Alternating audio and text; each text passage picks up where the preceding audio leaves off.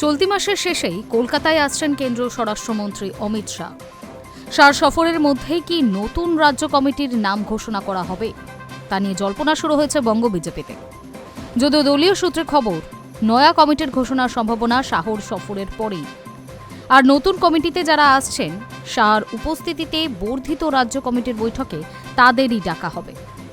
ইতিমধ্যেই নতুন রাজ্য কমিটির নামের চূড়ান্ত তালিকা দিল্লিতে জমা করে দিয়েছে রাজ্য সভাপতি শ্রমিক ভট্টাচার্য।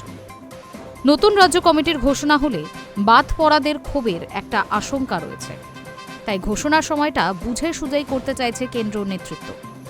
29শে ডিসেম্বর রাতে কলকাতায় আসার কথা অমিত শাহর। 30 ও 31শে ডিসেম্বর একাধিক সাংগঠনিক কর্মসূচি রয়েছে তার।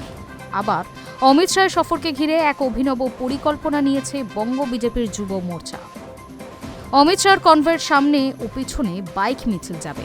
4 থেকে 5,000 বাইক থাকবে কেন্দ্রীয় স্বরাষ্ট্রমন্ত্রীর কনভয়ের সঙ্গে। অমিত শাহকে নিয়ে জনসংযোগ ও প্রচারের এক নয়া কৌশল বিজেপির। কলকাতা, 2 চব্বিশ পরগনা ও হাওড়া সহ একাধিক সাংগঠনিক জেলাকে এই মিছিল সংগঠিত করার দায়িত্ব দেওয়া হয়েছে।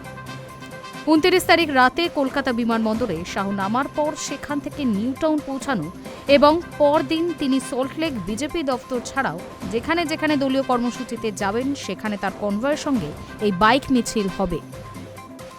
এদিকে শাহ আসার আগেই বঙ্গ বিজেপির আদি নেতাদের পুনর্মিলন উৎসব ন্যাশনাল লাইব্রেরির অডিটোরিয়ামে। বাদ যাওয়া পুরনো নেতাদের সভা এই পুনর্মিলন উৎসব। এই সভার আয়োজনের অন্যতম দায়িত্বে রয়েছেন বঙ্গ বিজেপির প্রাক্তন রাজ্য সহ সভাপতি প্রতাপ বন্দ্যোপাধ্যায়। তবে খবর, এই পুরনোদের সভাতেও ডাক পাননি প্রাক্তন রাজ্য সভাপতি দিলীপ ঘোষ। যদি প্রাক্তন কার্যকর্তাদের ডাকা হচ্ছে, তাহলে কেন দিলীপকে ডাকা হয়নি তা নিয়ে প্রশ্ন তুলছে পুরনোদের একাংশ। Hi news network.